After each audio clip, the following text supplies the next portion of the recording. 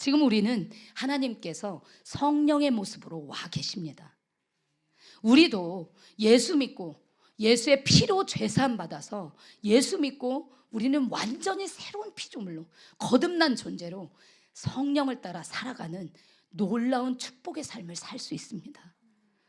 에녹은 하나님과 동행했고 우리는 성령님과 동행하고 있습니다. 이것은 복음을 할 때 복음의 강력한 능력 가운데서 성령과 동행할 수 있게 되는 거죠. 복음이 무엇입니까? 갈라디아서 1장에 보면 7절 8절에 내가 전한 너희에게 전한 복음 위에 다른 복음을 전하면 그가 천사라도 하늘에 있는 천군 천사라도 저주를 받을지어다 이야기합니다. 이건 사람에게 배운 것도 아니요 받은 것도 아니요 오직 예수 그리스도의 계시로 말미암은 것이다 라고 이야기하죠. 이 복음은 로마서 1장부터 8장에 기록되어져 있습니다. 로마서 1장 1절을 보면 바울은 하나님의 복음을 위하여 은혜와 사도로 부르심을 받고 택정함을 입었다라고 이렇게 이야기합니다. 로마서 잠깐 보실까요? 로마서 1장을 보면 하나님의 복음을 위하여 사도로 택정함을 입은 바울이 5절에 보면 믿어 순종케 하기 위해서 이 로마서를 기록하였다라고 이야기합니다. 그러면서 1장 16절에 보면 내가 복음을 부끄러워하지 아니하노니 이 복음은 모든 믿는 자에게 구원을 주시는 하나님의 능력이 됨이라 이렇게 얘기해요. 복음을 전할 때 엄청난 능력이 임합니다. 아무리 신후에 많이 배우고 신대원을 다니고 스펄전의 전집 수많은 주석들을 다 읽고 와서 해도 이 로마서 1장부터 8장까지의 복음을 전하면요 그 시끄럽고 떠들던 것들이 다 조용해집니다. 입을 다물어요. 엄청난 능력이 있다는 거예요. 이 복음 앞에. 복음은 모든 믿는 자에게 구원을 주시는 하나님의 능력이에요. 그래서 복음은 구원과 매우 직결되어져 있기 때문에 다른 복음을 전하면 저주를 받는 것이 마땅합니다. 이 복음은 구원과 아주 매우 많은 연결성이 있기 때문에 다른 복음을 전해서 이 복음이 미혹되면 절대로 구원받을 수 없기 때문이에요. 그래서 복음은 모든 믿는 자에게 구원을 주시는 하나님의 능력이 되고 17절 우리 같이 읽으실까요? 시작. 복음에는 하나님의 의가 나타나서 믿음으로 믿음에 이르게 하나니 기록된 바 오직 의인은 믿음으로 말미암아 살리람과 같으니 복음에는 하나님의 의가 나타나야 합니다. 그 의가 나타날 때 의인을 살리는 믿음이 되게 되는 거죠. 그래서 그 믿음으로 살게 되는 살리는 믿음으로 만들어주는 것이 하나님의 의인데 그것이 될 때 의인이 믿음으로 살게 되는 것입니다. 하나님의 의가 어디 있습니까? 로마서 3장에 있죠. 로마서 3장에 오직 율법으로는 의롭다 할 이 육체 세상에는 의인이 없습니다. 혼자 스스로 의인은 없고 하나도 없으며 깨닫는 자도 없고 하나님을 스스로 찾을 자도 없어요. 그들의 입은 열린 무덤이고 목구멍은 열린 무덤이고 혀로는 속임을 일삼으며 그들이 할 줄 아는 것은 죄에 대해서 담대한 것들입니다. 그런 그들에게 율법을 주어서 의롭게 하려고 하였으나 이 만 가지로 기록된 율법을 지킬 의로운 행위를 가진 자는 한 명도 없다는 것입니다. 그래서 3장 20절에 보면 율법의 행위로 의롭다 할 육체가 아무도 없다고 되어져 있는 거죠. 갈라디아 3장 10절에서는 얘기합니다. 누구든지 율법책에 기록된 대로 모든 일을 항상 행하지 않는 자는 율법의 저주 아래 있다고 얘기해요. 모든 일을 항상 행해야지만 의로워지는데 이 만 가지 율법을 지킬 자가 누가 있습니까? 아담이 범죄한 이후로 모든 인간은 죄된 본성을 갖게 되면서 하나님의 영광에 이르지 못하게 됩니다. 그 이르지 못하는 인간에게 의롭게 할 하나님의 한 의, 다른 의를 보여주셨는데 그것이 바로 3장 24절에 있는 것입니다. 우리 함께 읽도록 하겠습니다. 시작. 그리스도 예수 안에 있는 속량으로 말미암아 하나님의 은혜로 값없이 의롭다 하심을 얻은 자 되었느니라. 그래서 율법 외에 하나님의 한 의를 나타내는데 이것은 22절에 나온 것처럼 예수 그리스도를 믿음으로 말미암아 모든 믿는 자에게 미치는 하나님의 의입니다. 오직 이것은 행위가 아니라 믿음으로만 의롭게 되는 하나님의 의라는 것을 알 수가 있고 이것이 하나님의 의는 예수 피로 죄사함 받고 값없이 의롭다함을 얻는 것이라는 것을 알 수가 있죠. 그래서 로마서 1장 17절에 복음에는 하나님의 의가 나타나서 믿음으로 믿음에 이르게 하라니 기록된 바 오직 의는 믿음으로 말미암아 살리라함과 같으니라 할 때의 그 하나님의 의는 예수 피로 속량 곧 죄사함이 있어야 사람이 믿음, 구원에 이르는 믿음, 살리는 믿음에 이르게 된다라는 것을 로마서 3장을 통해서 우리가 알 수 있습니다. 그럼 사람이 이렇게 값없이 의롭게 되는 것을 무엇에 비유주어서 얘기하느냐? 4장의 아브라함의 믿음에 대해서 이야기합니다. 오직 인간의 의롭게 되는 것은 믿음으로만 된다는 것을 아브라함을 통해서 알 수가 있는데요. 아브라함의 4장 18절을 보면 아브라함이 바랄 수 없는 정도에 바라고 믿고 자기 몸이 100세나 되어 자기 몸이 죽은 것 같음을 알고 사라의 태가 죽은 것 같음을 알고도 그 믿음이 약하여지지 않고 더욱 견고하여져서 이것을 이루실 줄을 능히 확신하였다라고 이렇게 얘기합니다. 그러면서 이것은 아브라함만 위한 것이 아니요 오직 예수를 믿는 우리에게도 위함이니 무엇을 믿어야 되느냐? 로마서 4장 25절 예수는 우리가 범죄한 것 때문에 내줌이 되고 우리를 의롭다 하기 위해서 살아나신 것을 믿으면 되는 것입니다. 그래서 5장 12절에 한 사람의 범죄로 세상에 죄가 들어오고 이 죄로 말미암아 사망에 이르렀던 것을 5장 18절에 한 사람의 의로운 행위로 말미암아 영생이 우리 안에 왕노릇을 하게 된 것입니다. 그래서 이것을 믿는 우리들이 세례를 받는 예수 그리스도와 연합하는 세례를 받고 새 생명으로 거듭나게 된다는 얘기를 하죠.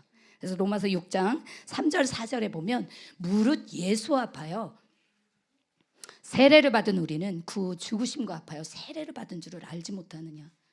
우리가 이미 믿을 때 죄에서 죽었다는 것을 믿는 네가 이제는 예수의 죽으심이 내 죽음이 되고 예수의 부활이 내 부활이 되는 예수와 연합하는 의식인 세례를 통하여서 완전히 죄사함을 받고 새로운 피조물로 거듭나게 되는 걸 볼 수가 있습니다. 그게 4절의 말씀이죠. 그의 죽으심과 합하여 세례를 받음으로 말미암아 그와 함께 장사되었나니 이는 아버지의 영광으로 말미암아 그리스도를 죽은 자 가운데서 살리심과 같이 우리로 또한 새 생명 가운데서 행하게 하려 함이라. 그래서 우리는 그리스도 안에 있는 자 완전히 새로운 피조물이 되게 된 거죠. 그래서 새 생명 가운데 우리를 살게 하기 위해서 그가 죽고 그가 부활했다는 이야기를 하면서 6절에 보면 예수와 함께 우리가 무엇이 십자가에 못 박혔느냐? 옛사람이 십자가에 못 박혔다고 얘기해요. 아담이 범죄하면서 들어온 그 수많은 죄된 본성들, 도저히 하나님의 율법을 지킬 수 없던 그 저주받은 인생이 예수와 함께 그 모든 옛사람이 십자가에 못 박혀 죽고 죄의 몸이 죽어 다시는 죄에게 종노릇하지 않게 되었다라는 것입니다. 자, 이 복음을 믿는 자는 이제 어떻게 살아야 되느냐? 12절 13절의 말씀처럼 그러므로 너희는 죄가 너희 죽을 몸을 지배하지 못하게 하여 몸의 사욕에 순종하지 말고 또한 너희 지체를 불의의 무기로 죄에게 내주지 말고 오직 너희 자신을 죽은 자 가운데서 다시 살아난 자 같이 하나님께 드리며 너희 지체를 의의 무기로 하나님께 드리라. 네가 이 복음을 믿고 예수 믿고 제사함 받아 완전히 새로운 피조물로 새 생명 가운데 거듭났다는 것을 믿으면 이제 너는 12절 13절 같이 살라는 거죠. 죄가 너희 죽을 몸을 지배하지 못하게 하여 몸의 사욕에 순종하지 말고, 몸의 사욕 갈라디아서 6장에 있죠. 갈라디아서 5장, 갈라디아서 5장에 있는 그 수많은 육신의 일들, 그 몸의 사욕에 순종하지 말라고 이야기합니다. 순종하지 말고 또한 너희 지체를 불의의 무기로 죄에게 내주지 말고 오직 너희 자신을 죽은 자 가운데서 살아난 자 같이 하나님께 드리라고 이렇게 얘기하죠. 그런 자가 결국은 죄로부터 해방되어 의에게 종이 되고 19절에 거룩함에 이르는 열매를 맺어 마지막에 23절에 영생을 얻게 되는 것입니다. 7절에서는 죄에 대한 이야기를 하죠. 왜 네가 이렇게 새 생명 가운데 살고 있는데 죄 짓냔 말이에요. 왜 죄를 짓게 되느냐? 그것에 대한 핵심이죠. 사실 수많은 교회를 다닌 사람들, 지상명령을 하지 않고 로마서의 복음을 모르는 자들의 가장 큰 근심이 죄를 짓고 있다는 거예요. 그래서 당신이 죄사함 받고 거듭난 새로운 피조물이라는 것을 믿지 못해요. 그리고 이 죄에 눌려서요, 그 그리스도의 새로운 피조물로 갖고 있는 엄청난 능력을 받아 누리지 못합니다. 그러니까 기쁨이 없다는 거예요. 왜? 맨날 죄지니까. 이 죄가 어떤 존재인지를 모르는 거예요. 이 죄가 내 죄인지 내 죄가 아닌 것인지. 그래서 신회할 때 이 복음을 전하면서 이 죄에 대한 7장에 대한 이야기를 하면요, 너무나 속이 후련해요.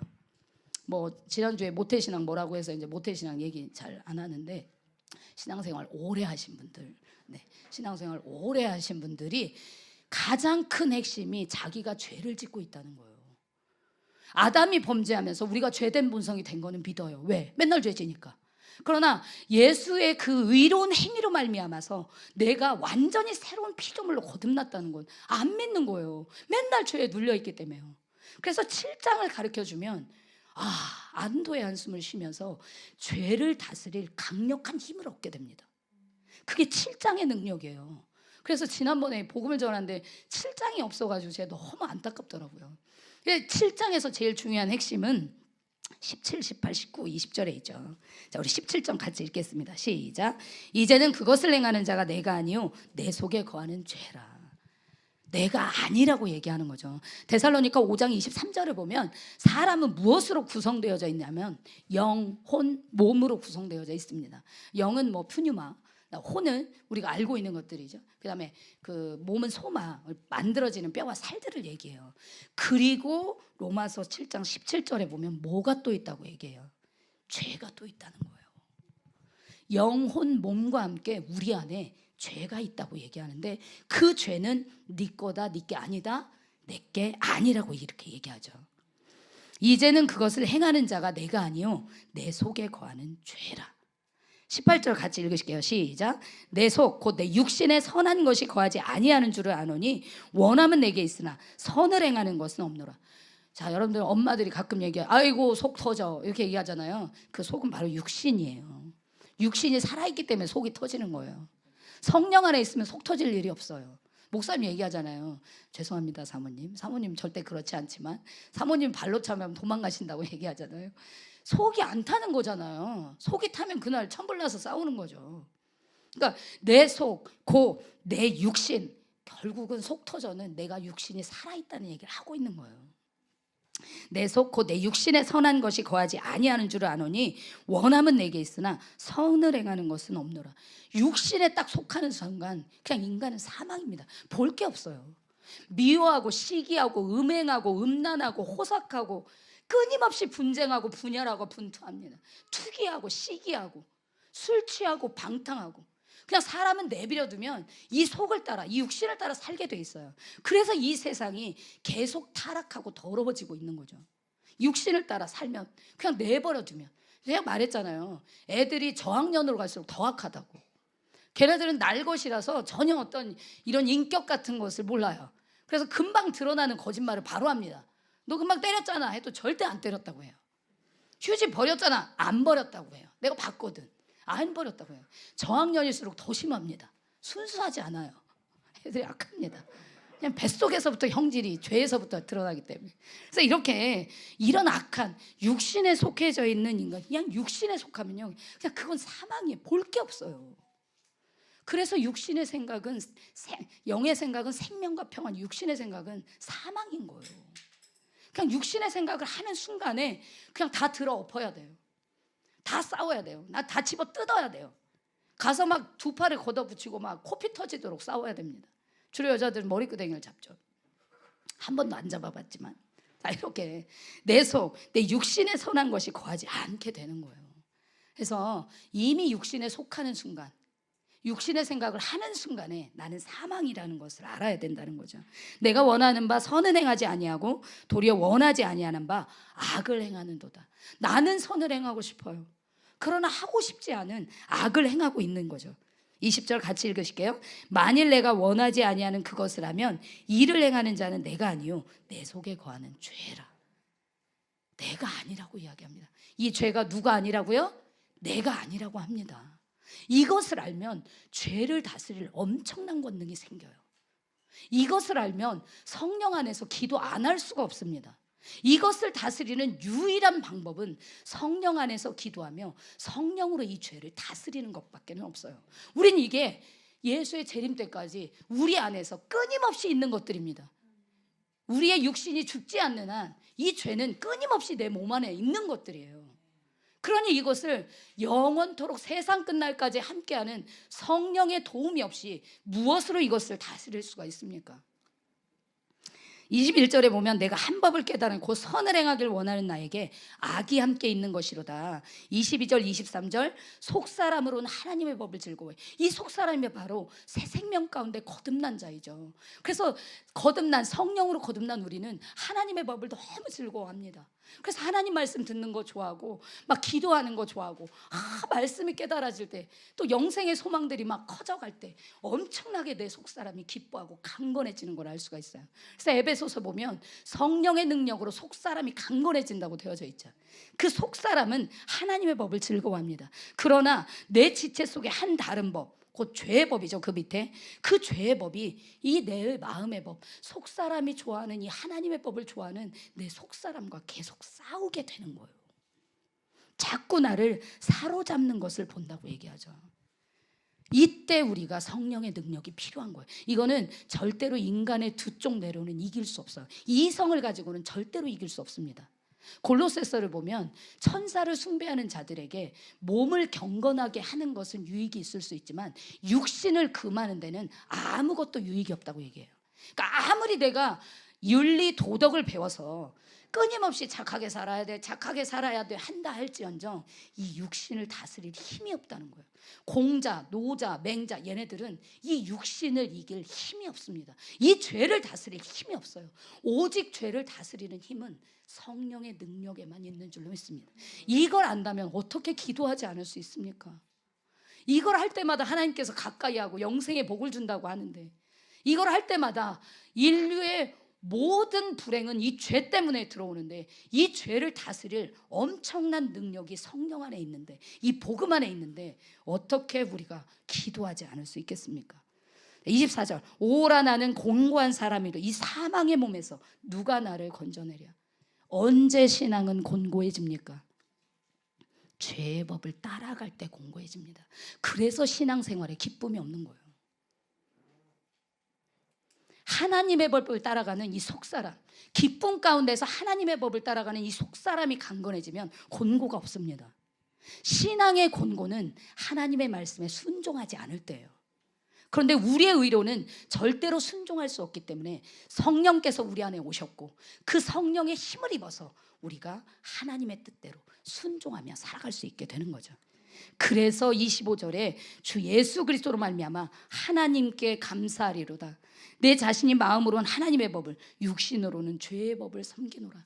인간은 그냥 놔두면 육신의 법을 섬기게 돼 있죠. 그래서 성령께서 예수를 통해서 우리에게 함께 와 있고 그것을 기뻐하는 줄 믿습니다. 그래서 8장 1절에 보면 같이 읽으실게요. 그러므로 이제 그리스도 예수 안에 있는 자에게는 결코 정죄함이 없나니. 그리스도 안에 있는 자 고린도후서 5장 17절 얘기입니다. 그러므로 그리스도 안에 있는 자 이야기하죠. 고린도후서 5장 17절 함께 읽겠습니다. 시작. 자, 함께 보실까요? 5장 17절 시작.